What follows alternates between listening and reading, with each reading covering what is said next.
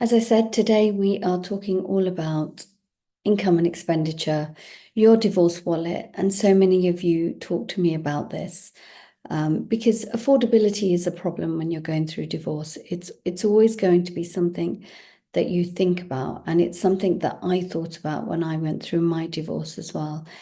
Lots of people say, well, why do you ask for income and expenditure? And there's lots of reasons why this information is so needed for your advisor to be able to help you, but also for yourself so that you've got an understanding of your situation. And some third parties that might need to get involved can get a better understanding as well. So, yeah, I'll just wait till you've added some comments as well. So do let me know your thoughts, where you're up to, what's coming up for you right now, what are you struggling with, anything about your situation, even if it is a direct message, that would be good, just to see where you're up to and what is coming up for you as well. So do put that in the chat box just as I'm preparing the slides for today, and I'll keep an eye on that. Okay, so let me share and hopefully you'll be able to see this okay. Yeah, do let me know. Can you see that okay? Hope you can. So somebody's put a message considering for a year, I presume that's divorce, but feels stuck and worried as partner will not agree. We are both mid-50s and the kids are older. And it is quite a usual situation that you think about this for so long. It's something that will go round in your mind if things aren't going well in your relationship. But fear will really stop you. Fear about how you will cope, fear about the legal process, how long it could be, how difficult it could be, but also fear about how your partner agreeing, which is, a normal thing, and the legal expenses. So I spoke to somebody yesterday who said, I'm so scared of the legal expenses. So I'm worried that it's going to cost me 50,000 and I just don't have that money. How do I deal with this? And obviously, we don't want you to be stuck. We don't want you to be scared. So thank you for the person that shared that, because that can show other people that we're all feeling similar things. But clarity is what you need. And a little bit about affordability and what I'm talking about today will give you clarity, but also clarity on your situation. And some of it is knowledge on the legal process. So understanding if your partner will not agree, what your options are, what it could look like, then I will be able to give you some guidance on how to get round that situation where they are putting obstacles in the way. So that understanding of what you can do when somebody is putting obstacles in your way, or even that they won't agree and make this difficult, or they won't agree and it's really hard to push through when both of you are not on the same page. And I guess the question is, how much do you want it? If you really want to end the relationship, if you believe that's the right thing for you, then maybe it's something that you have to push through. And sometimes it's not as bad as you think. There are ways of moving through things amicably as well. But yeah, we can definitely, if you've got questions around that, feel free to put them in the chat box. So I've got a direct message. I've told my partner I want a divorce, but he will not agree. I'm nearly 50 with older kids. So actually, there's two of you saying the same thing. So you can see how common that is. It's something that lots of people go through, and sometimes it's starting and just moving the process step by step is the only way of getting through it. Yes, we think of age as a stigma, but believe that even at 60, you are okay to move on in life and live the remaining years with quality life, as the kids may not agree, but will accept in time. So recently, we've been seeing so many more people in their 60s and 70s taking this decision because we don't know how long we have. What we do know is that we want to live our life in joy. And if the relationship is not doing that for you, then don't worry about age as a stigma, because you can be happy still, and you might be releasing the other person to be happy as well. I'm worried about how I take this forward. Okay, this is a direct message. I completely get that. And maybe I can come to that at the end and talk you through maybe the options available. Tell me exactly what you are worried about, and maybe I can answer that question. So, if you've got questions, put them in the chat box and I'll definitely come to them if you're on Zoom. If you're watching on replay, you can send me the questions. Via social media or email. The session is usually 45 minutes, but it depends on how involved we get into the subject, but also the number of questions I have at the end as well, because I do like to spend a bit of time answering your questions. So firstly, let me introduce myself. Some of you are here for the first time. You might be watching on replay and you haven't come across me before. So I'll just introduce myself. My name is Bhavna Radia. I am a former family lawyer.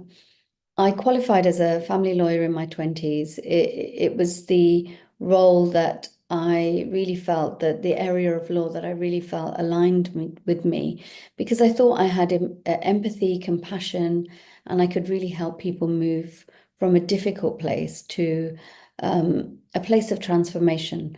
And I was really pleased to be able to do that specialist area.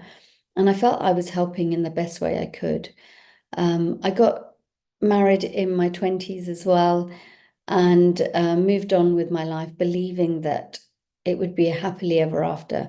And I guess just like everybody that I encounter, they get married and believe that this was it, this was their story. They would be with that person forever. And that was what I thought. We had 3 children together. The children are much older now, but 15 years into the marriage, I made the decision, the really tough decision, to get divorced. And just like some of you that are on the call today, it took me years to make that decision, and actually lots of sticking my head in the sand and refusing to accept that this marriage wasn't right for me, for the children, and even for my ex-husband. But it's such a difficult decision to make. I found myself at that point spiraling into depression. The children were really young. My youngest was 1. It was a really tough time, and all of you will understand this. Going through the process is not easy. I knew that I had to do it because the relationship was at an end and I needed desperately to move forward from it. It wasn't easy. I found it really tough, but I had legal knowledge. I have legal knowledge. And I understood that I was lucky to have that because I could get myself out of the situation without high legal fees. When I did get to the other side, the children stabilized. I had my own home. And it got me thinking that there had to be a better way that I could help people besides being a traditional lawyer giving clinical legal advice. I really wanted to stand shoulder to shoulder with my clients to offer something different and really an understanding of their situation so I could guide them better. But I'll tell you a bit about that at the end. So, coming on to the topic that we're talking about today, I know that divorce is really scary. I've been there, as I just explained. We are worried about the future. We're worried about how we'll make ends meet. It was my fears. They were massive around finances. I just didn't think that I could make ends meet. I was worried about the financial settlement that I would end up with because I wasn't the main income earner. In fact, I had taken a break from my career to bring up the children. And so I was even more worried about how things would work. And for me, numbers were daunting, even though I did the job that I did and I helped other people with their numbers. It was really daunting to start looking at the numbers for my situation. But I have to say, it will give you complete clarity if you do this work. If you don't take anything else from this, just know that by looking at your numbers, understanding your situation, you will get an idea of how to go forward. Sometimes we're scared because we just don't know. And the best way of resolving that is to understand your situation. And then if there are shortfalls, then we can look at how we plug those gaps. And maybe you've not been in control of the finances in your marriage, and that's what's worried you because you haven't been dealing with sort of income and expenditure coming in and out, the taxes, utility bills. Maybe you've had another role and you've been busy doing that while your ex-husband or wife has been managing the household. And so therefore it gives even more fear.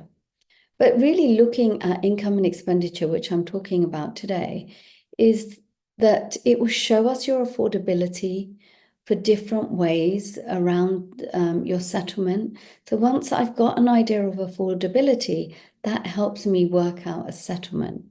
So it tells me whether maybe you could keep the family home if that's your priority. You might want to buy a new home. And is that even possible for you, bearing in mind your income and expenditure? It also gives us an idea of what's fair because when we compare your income and expenditure against your ex-husband or wife's income and expenditure, we get a better idea of fairness. And so that can really help. And if there's any debts, it gives us an idea of how debts could be shared and how sort of responsibilities, ongoing responsibilities, need to be shared. It tells us whether maintenance is needed, whether this is child maintenance, spousal maintenance, do you need benefits? Is there still a shortfall in your income and expenditure? So there's lots of things that this exercise will help me with for my clients. Therefore, it will also help you get clarity on your situation. It helps you plan for the future. So when we're planning your financial settlement, we have to look into the future. What is going to happen for you?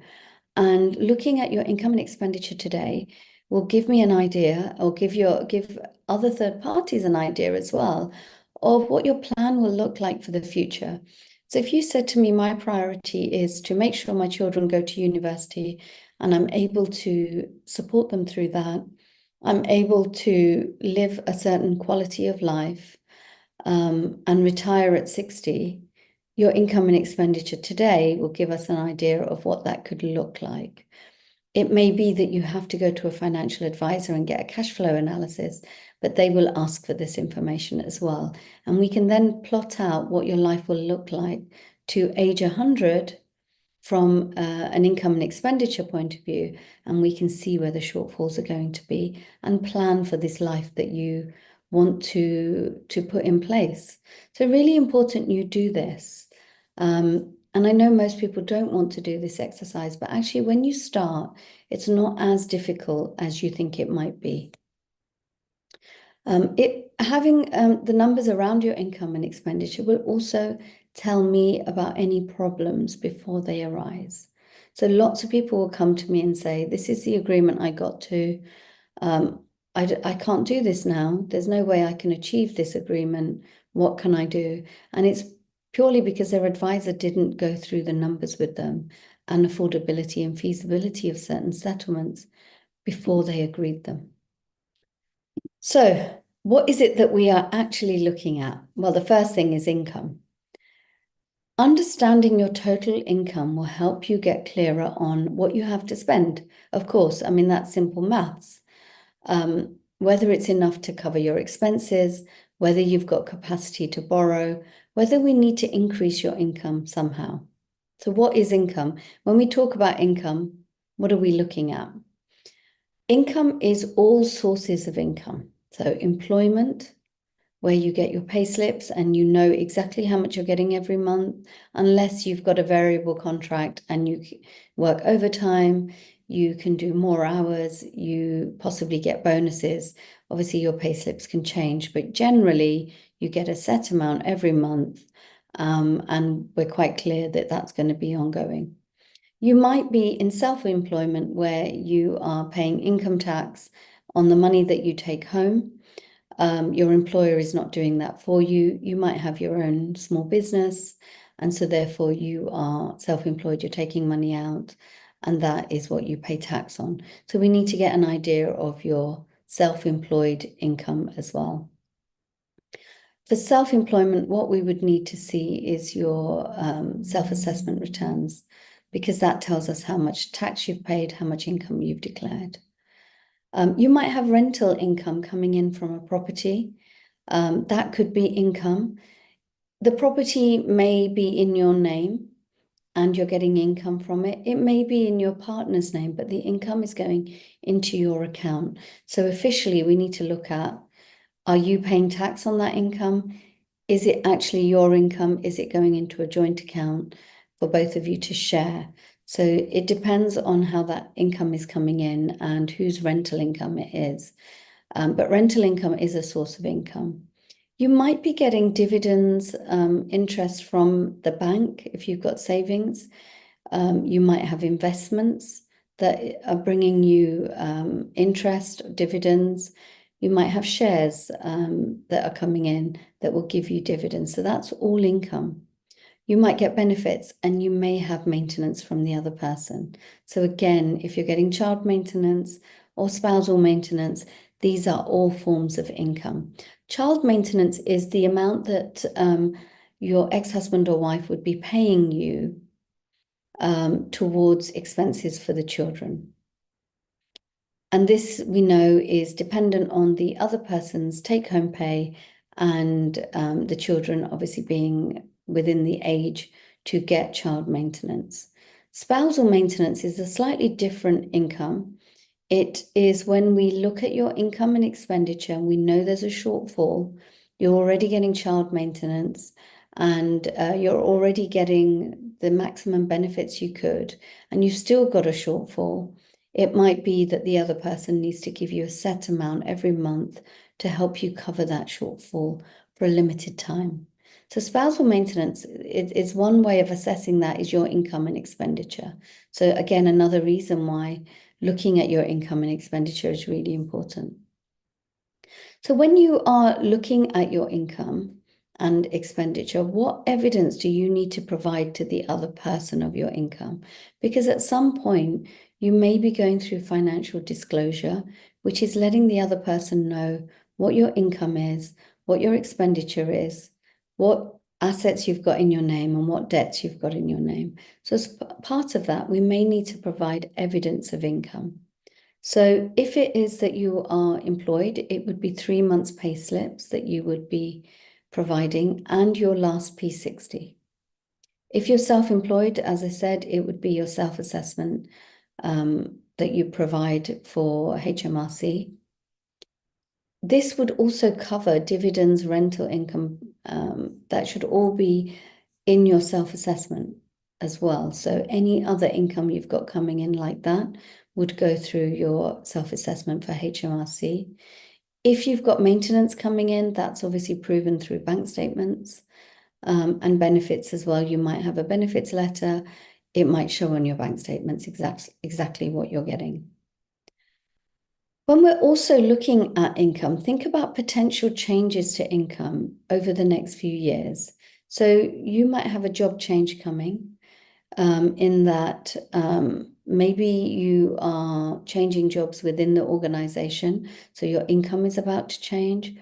You might be getting promoted. You might be going part-time. It might be that because of a restructure, you're losing your job, you're going to be made redundant. So all of these things that you know about need to be considered as well. So during divorce proceedings, lots of people ask me about earning capacity, which is a really important question. What it means is that we need to assess what your ability is for the future to earn. So some people show an increase in earning capacity every year. So some people have a 10% increase in what they earn every year. So if we can look at past trends and know that that 10% is continuing, we could assess what that person will be earning next year, the year after, 5 years approximately. It's dependent on your experience. It's dependent on your working history, of course. Your earning capacity can go up over the years. For some people, it goes down as well. It may be that you've got really young children and your earning capacity is going to drop because you're a single parent. You could be the main carer of very, very young children, and your capacity to work is only part-time. So your earning capacity might go down. It might be that you have got a health condition. Some health conditions we can't predict accurately how long you will work, but we know that they are debilitating and they only get worse over time. So we could get a prognosis from the doctor and get an idea of what your earning capacity is likely to be in the future. And we can only sort of put down what's likely. We're not going to know for sure, unless it's something like we know you're getting a promotion next year. It might be that if you have your own business and your business is about to float on the stock exchange, then your income is about to go up. It might be that you've managed to get some venture capitalists to invest in your business, and we know that your income is about to go up and your dividends are about to go up. So some things we can be sure about, some things we have to kind of predict. Where your earning capacity is higher than your actual earnings. So, for example, sometimes we have people that work part-time and their actual pay is lower than they could earn. And often through divorce proceedings, we see this. People will not increase their hours. They may have been working full-time, but they drop it down to part-time, so it shows a lower income. But actually, the courts may look at this and think, okay, well, you're earning I don't know, 50,000 a year right now, part-time. But we know that actually you could be earning 70,000 a year. And so it might be that that 70,000 is taken because that's your earning capacity. You don't have to work. You don't have to work full time. But the fact is that's your choice. It may be that the court will look at how much you could earn if you worked full time.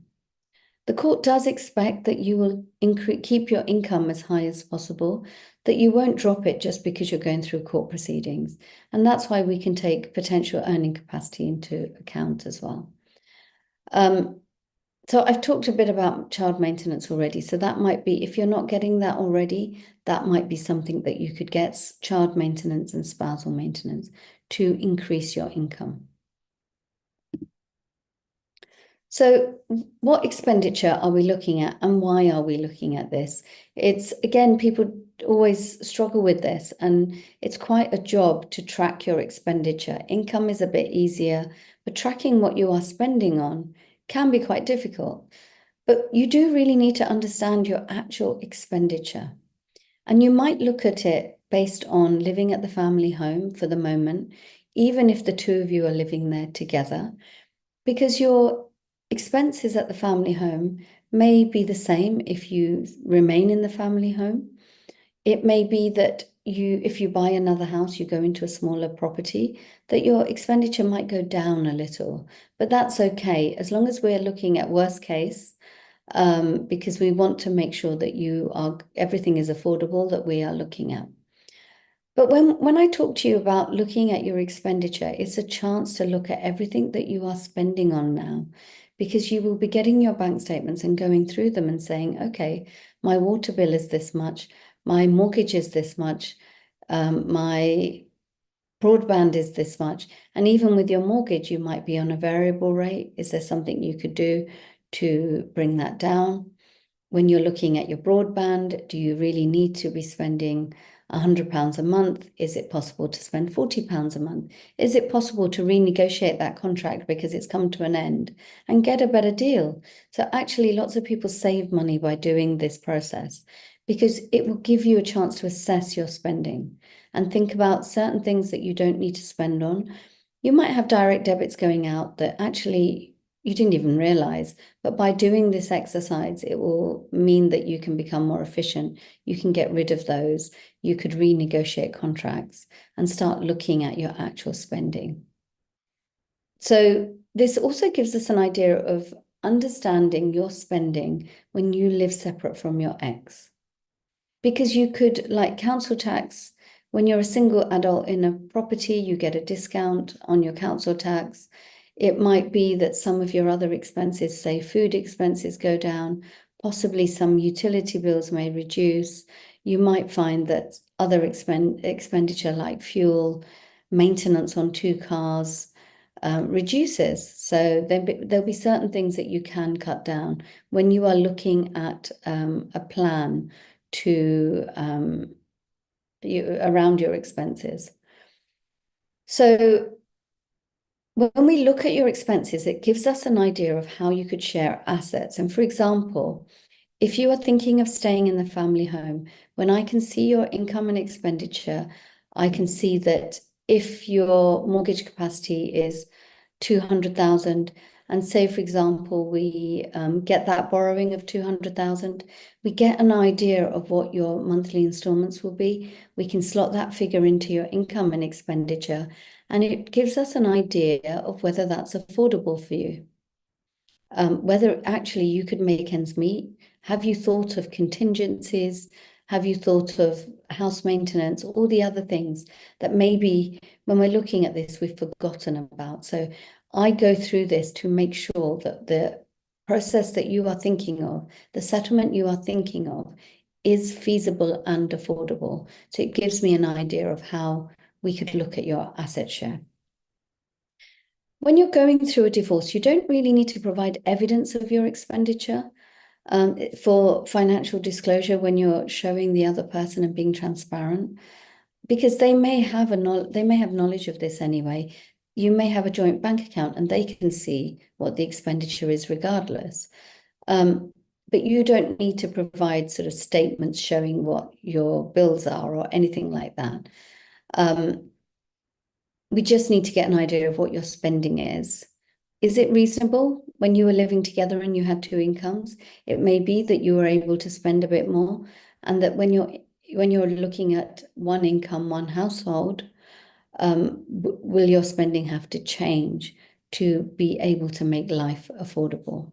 Because we need to be realistic about what you are going to end up with every month.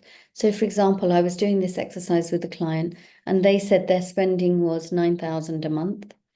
I'm not sure that that was completely accurate anyway, because their joint income didn't get to 9,000 a month and they certainly weren't in any debt. So something wasn't right with that expenditure. And that person was earning 1,500 a month. So obviously, if it was excessive expenditure on credit cards or anything like that, we may need to reduce that.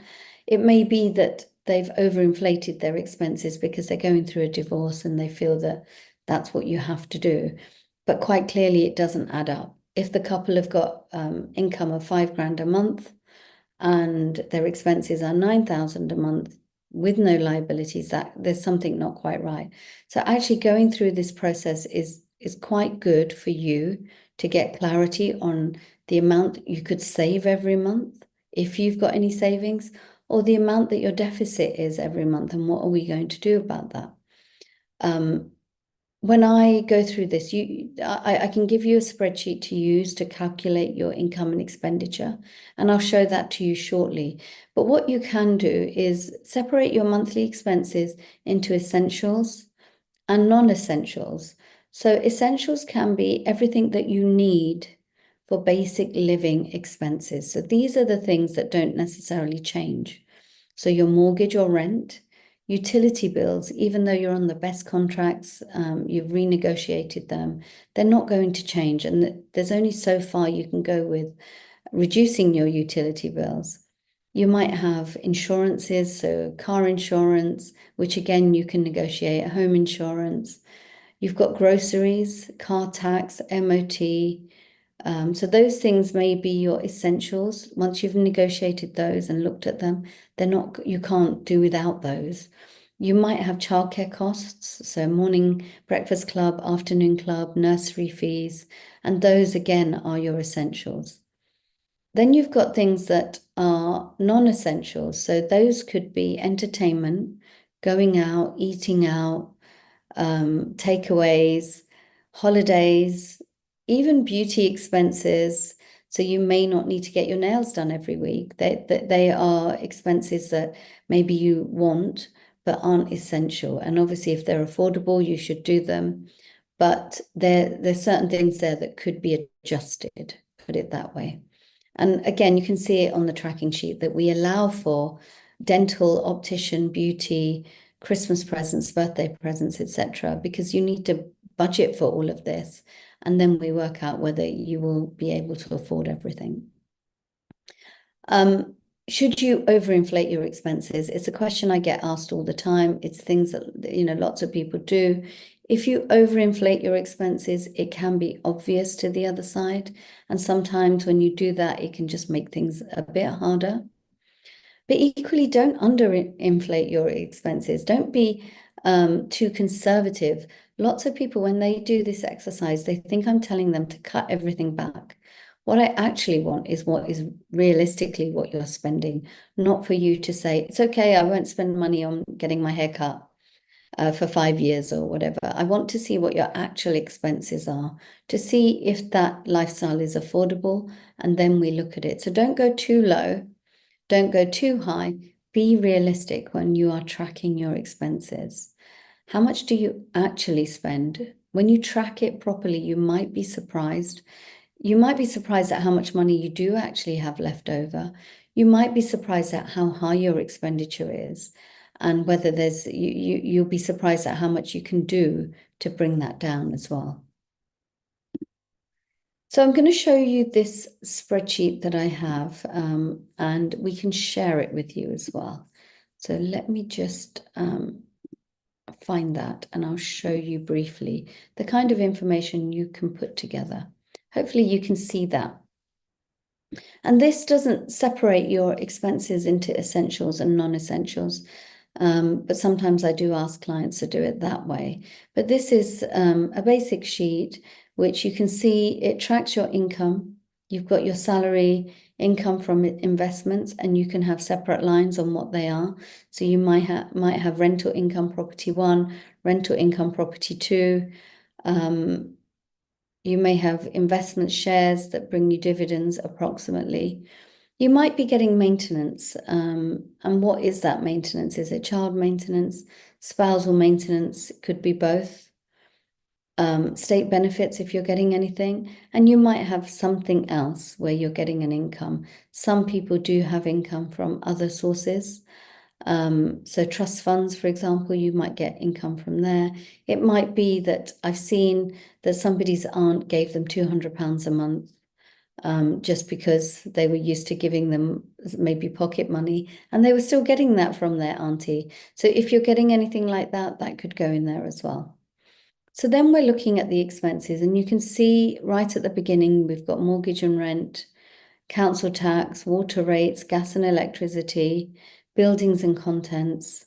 And those expenses obviously are essential, and you can put them in monthly. It will calculate annually for you as well. Council tax, as I said, if you are the only adult in your household, you're living separately already, or you're looking to live separately, then you can get a 25% discount on your council tax. So it's worth exploring that as well. Food and general household expenses, that can be your grocery shopping, toiletries, cleaning products, etc. And that might go down slightly if you are now living on your own. And say, for example, you're sharing the time with the children equally, you will be the only adult and you will only have the children half the time. So you might find that that expense reduces. Clothing, again, some people will put down £300 a month for clothing. If that's what they're used to spending, maybe put that down and see if it's affordable. Some people will spend less than that, so put that down. And you can split that into clothing for yourself and clothing for children. It might be that you add uniform here, expenses like that, because uniform costs can be quite a lot. School shoes are quite expensive. So you could put that as, if you know what you spend annually, divide it by 12 and put it as a monthly expense as well. So you're saving towards that uniform and children's clothing. You might have your own mobile phone, and you may have children's mobile phone bills as well. So you can put that in, and you can separate that out as, child's mobile phone, my mobile phone as well. And then we've got landline, broadband, television subscriptions. And obviously, people have so many different subscriptions these days, and you can see a separate line for subscriptions and you can put them down what they are. Netflix, Prime, Trade Magazine, whatever it is that you're subscribing to, the gym. You can separate the lines or you can put it as one lump sum and just put in brackets exactly what it is. So that gives you an idea. So we've got a section for entertainment. So entertainment, going out, meals, drinks, coffees, whatever you spend on every month. And then entertainment for children, because they will have their own things that you have to spend on. A day out with them. You might be taking them to birthday parties, or anything that you're doing with them would go in there. Car expenses, obviously, you have to allow for these expenses. Your car may need an annual service, MOT. There may be an average cost for maintenance for your car, which you can put in. Then we've got childcare, children's activities, so extracurricular activities, clubs, etc. I also want you to track Christmas and birthday presents so that you're putting money aside for this. You might be expecting to put £100 away in your savings every month, £400, £500, whatever that is. You can put that in there, and obviously that figure can be changed according to affordability as well. If you've got any expenses, anything like loan repayments, credit card repayments, we need to allow for that. Holidays, again, if you know you're going to take one holiday a year, it's going to cost you £4,000 a year. You divide that by 12 and work out monthly what you need to put away for it. And when I talk about putting things away, what you can do, especially with some bank accounts, is have separate buckets. So you've got a holiday fund, you've got an entertainment fund, you've got children's Christmas and birthday present fund, and you just put an amount, you have a direct debit that puts amounts into those pots. So you are actually putting the money away and getting yourself organized. House maintenance, lots of people forget this. They don't put any amount in for anything that could go wrong in the house. And sometimes what happens is you just haven't got any money spare every month for things that might go wrong. So you might not know exactly what you spend, but what you could look at is an approximate. So if you know over the last 6 months you've spent £500 on a problem with the roof, a problem with a washing machine breaking down, whatever it is, put that in as a yearly cost and divide it by 12 to get your monthly cost. And you may have other expenses, and actually dental, optician should go in there. But you may have other expenses. So if you've got a health condition, you may have a chiropractor appointment that you have. You might have a therapist that you pay for monthly. So what else do you have in your bank account, bank statements, that shows an expense? So put that in there so that we're aware of what that expense is. And don't forget to allow for contingencies as well, because sometimes, again, we forget contingencies, but if your car breaks down and you've got no savings, at least you've been putting some money aside for these things that are likely to happen in the future. When you own your own property, or even if you rent it, you may need to have money for furniture, things going wrong, your car breaking down, having to fix a plumbing issue, whatever it is. So important that you track this carefully. So we get to that bottom line. We know what your income is, we know what your expenditure is, and we know whether you're in a deficit or a surplus every month. And it will populate the figures here as well. So we can see monthly what you have left or what you are minusing, because then we need to plan for that. So I hope that gives you some information about how to track it as well, because by understanding that, you can then get an idea of what you need to do. So let's move on from that and go back to the slides. Okay, so I'm going to just conclude this topic.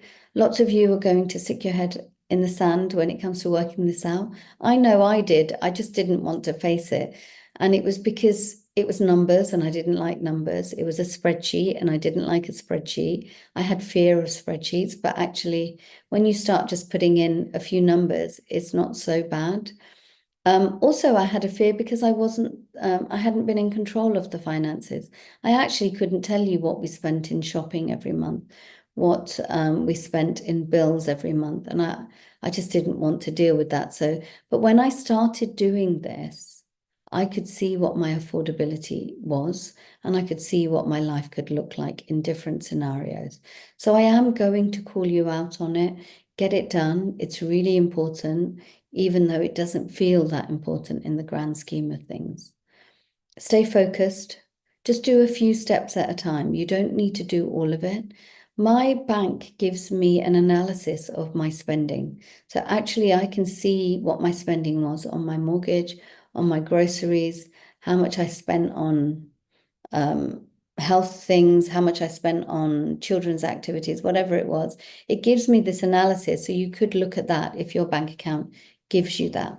But stay focused with where you're going. These things are really important to get the best settlement, even though it doesn't seem it. Take small steps. So it might be that you're only today going to look at your mortgage and you put that mortgage figure in once you've got it. And then tomorrow you're going to look at your broadband and assess what that is. How much are you paying? What deal are you in? Maybe renegotiate it and put the adjusted figure in, because actually you're saving money as well as getting prepared to get clarity for yourself and for your advisor to help you as well. And get help, because actually some of this stuff somebody needs to explain to you. You might have questions. You might just need accountability and help to get it done. So get help when you need it. I hope that's been useful. I'd love to know what your thoughts are. So do put that in the chat box if you can, around your thoughts on what I've covered. And is this something you're doing already? Did you realize it was so important? While you're doing that, I'm just going to tell you a little bit about how to work with me.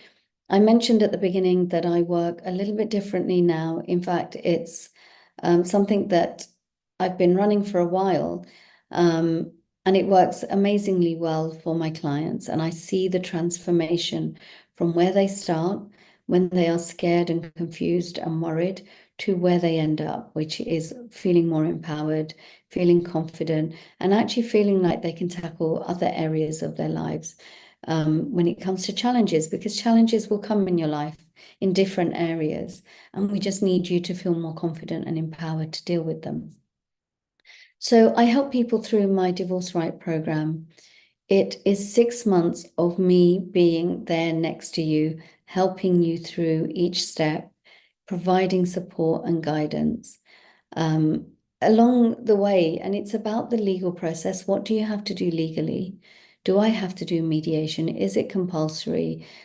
How do I get the other person to agree to the divorce? All sorts of things come up. We're talking about how to tell the children, how to safeguard yourself, what happens if the police get involved, everything is covered. There isn't a subject that we don't cover if you need to. It's on a fixed fee because actually I know that I didn't have the funds to pay for a lawyer when I was going through my divorce. I didn't need to end up paying for a lawyer, so I was quite fortunate. But if you are not in that position where you understand the legal process or the practical process of how things work, how do you get help without being scared that it's going to cost you 50,000, 70,000, 100,000, as a couple of people that I spoke to over the last few days? So I decided that anything that I did would be on a fixed fee so that you are not scared of asking me for help and getting your questions answered. I help with communication correspondence. So if you need to correspond with the other person, I help you with what you need to put, how to deal with it, the tone. I review it for you. I'm helping you with legal applications, mortgage capacity, how to transfer a house into your name, all sorts of things. We're looking at documents and applications. I tell you what you need to do and I review it for you as well. We look at getting your divorce application done. I don't want you spending £1,500 to get someone to do this for you, when actually with a little bit of help, you can do it yourself. Absolutely. When we have got financial disclosure, and that's something I can help you with as well, we then look at your financial proposals. What is it fair? in your situation for you to offer the other person. What settlement is right for you based on your income and expenditure, based on your assets, liabilities, circumstances? What proposal would be fair? So we look at all of this and we come up with as many proposals as possible that could work. And then we choose one to go forward with, and that negotiation starts. It would be you negotiating with me by your side, giving you sense checks, keeping you from offering too much, keeping within the banding if we can that we've agreed. So I'm there by your side, helping you each step. It comes with a supportive community and other experts as well. So that's a little bit about the program. And what I'll do is just go through a client case study, because then you can see how we work things through. So Angela, and obviously that's not her real name, she is the main earner in the family. She earns more than her husband. Her ex-husband wants to keep the family home. Initially, she didn't want that. She fought that. She wanted to keep the family home and stay there. But actually, she was the main carer of the two children that they have. And really, a one-bedroom flat, which is what they had, was not going to be big enough for her. She was sleeping in the lounge while the children slept in the bedroom. So she knew she needed a bigger house as she was going to have the children. What we realized, we got the income numbers, we got the expenditure numbers, we really got clarity on total income from her salary, from maintenance, from rental income. And we could assess that her expenditure was very high and changes were needed. So actually, she started renegotiating her contracts, getting rid of things that actually she shouldn't have been paying for, looking at her lifestyle, and we were able to bring her expenses down a bit. And her income, she managed to change because actually she got a better job. She realized that her job was not working for her. She needed more flexibility, and she got a better job that was paying her more. Initially, when we look at her expenditure, it wasn't possible for her to afford a new property because her income was lower, her expenditure was high. But she really needed a new property, so we worked on that. And once we did the work, we could see she could afford a new property. And it wasn't quite in the area that she wanted, but it was bigger. It was close to the children's school. It's also close to her support network. And so she was able to get a mortgage for another property that she could move into. The family home actually got sold because this is an actual client's case study. The family home got sold and they shared the proceeds. So she was able to put that towards her new property and get a mortgage for a bigger mortgage for this property that she wanted to buy. So actually she got to where she wanted to originally, but we did need to do some work on her income and expenditure to help her move through that. And this is what she actually said when she was working with me. And I obviously appreciate all the feedback that I get from my clients. It's an actual message from her, a screenshot. She didn't know where to start. She realized she couldn't take her marriage further. She found me on Facebook because I was recommended, and she felt that I was really calm. And lots of people do say that. I take the weight off their shoulders, letting them know that they can do this all the way through, keeping their legal fees really low and fixed. She felt I was available whenever she needed me. We talked about moral things, we talked about legal things, we talked about practical, emotional, and she felt that she was inspired and she could share and get help from other people as well. So I really appreciated her words, but this is the kind of feedback that I get. If you would like to have a chat about the program, you want to find out whether it's the right thing for you, whether it fits your situation, happy to book a call with you to talk about the program and whether it's suitable in your circumstances. So do book a call. Nelma will put the link for booking a call. There you go, just as I speak, in the chat box. So you can book a call with me. We can have a chat and see what you need. And that's the important thing. We have to find what you need. And obviously I would direct you and signpost to you to what you need. I have a book called The Divorce Planner. It's very similar to a wedding planning book, but the other way, we are looking at how are you going to get out of this? What do you need to do to take steps forward? It's going to save you money because you'll get a better understanding of your own situation. It can help you reduce stress because you're taking steps. And the hope is that you get a better outcome because now you have some information. Excuse me. And then lastly, how can you get in touch with me? These are the different ways that you can. I'm on Facebook, Instagram, LinkedIn, YouTube, obviously my website as well. And you can book a call as well. Nelma will put the links for this in the chat box as well. So feel free to get in touch with me. Feel free to listen to these recordings in the YouTube channel. There's different material there, different videos. So feel free to go there and yeah, follow me and subscribe to the channel, but also reach out if you need any help. Okay, so I'm going to stop sharing. Do you have any questions? Feel free to put your questions in the chat box so that I'm able to help you. And there are some questions there, but let me just grab a sip of my drink so that I can have a look at them. If you've got any questions, feel free to put them there. Okay.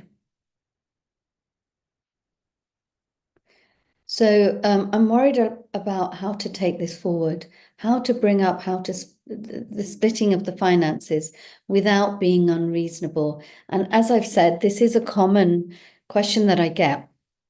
Lots of people would say to me, I don't know how to take these first steps. I don't know how to tell the other person that I want to go forward because of the finances. How do I bring this up? And your first step is really saying that you want to be fair. You want to do this amicably if possible. It's not always possible, but that what we need to do to start off with is put on the table what there is. We both need an understanding of what is in your name, the other person's name, and joint names.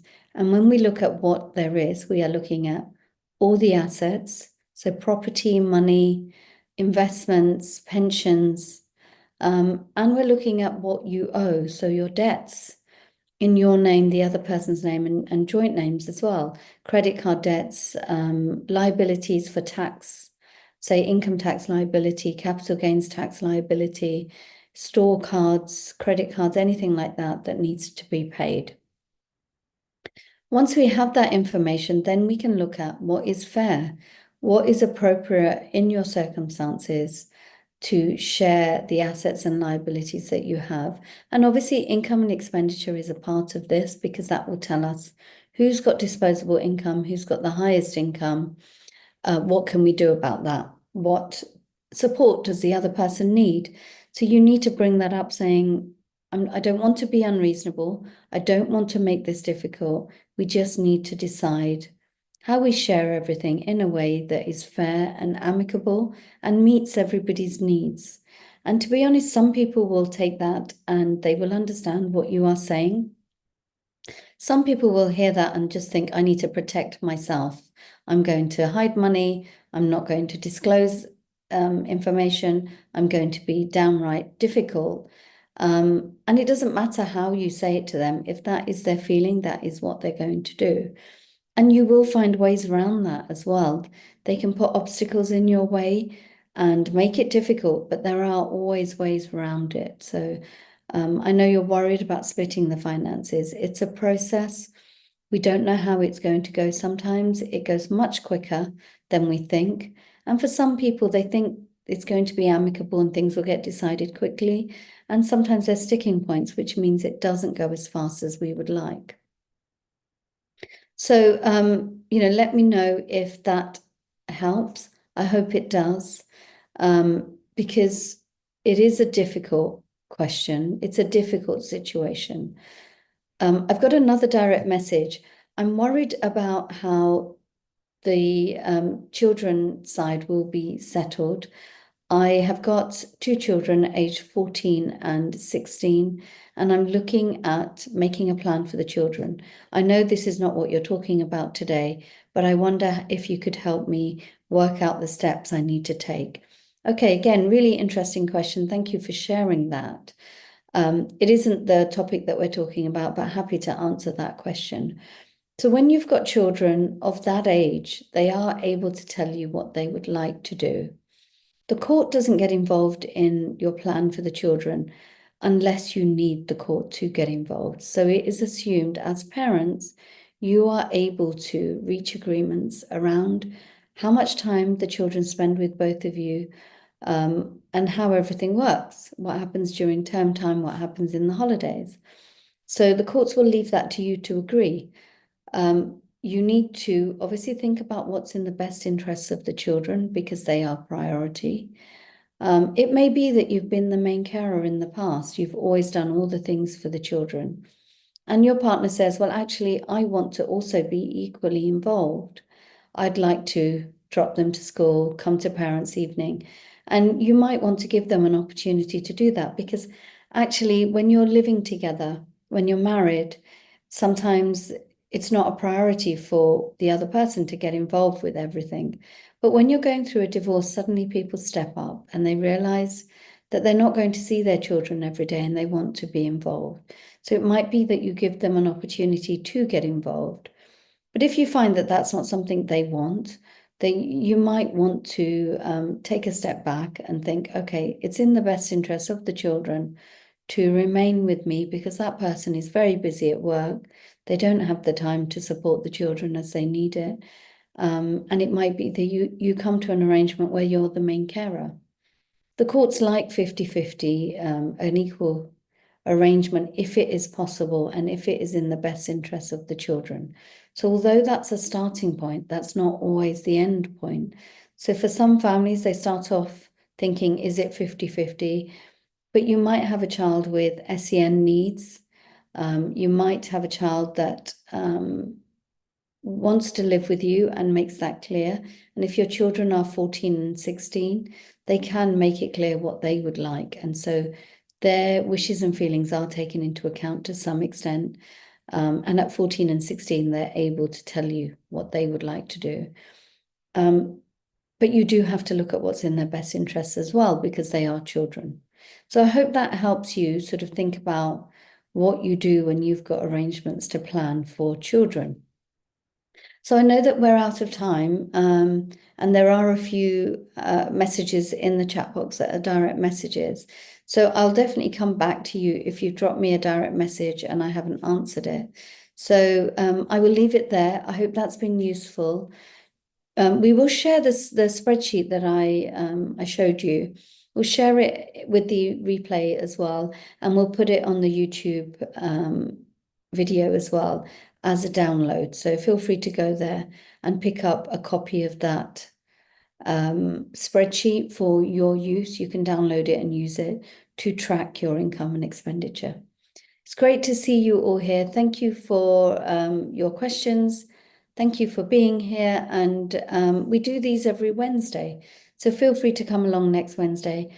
I can't remember what I'm talking about. I'm sure Nelma's got my diary and knows what next week's topic is. Nelma, if you know, could you put it in the chat box? What am I talking about next week? Let's have a look. How to deal with a business on divorce. So again, a really interesting topic because people are so confused about this. And lots of people leave out businesses because they don't know how to deal with them, but they can be hugely valuable. So we do need to include them as part of a settlement, but I'll be talking about how you do that. So do come along next week if you have a business, if that subject is of interest to you. Otherwise, feel free to join other talks on a Wednesday. Right, lovely to see you. Do take care, and I will catch up with you very soon.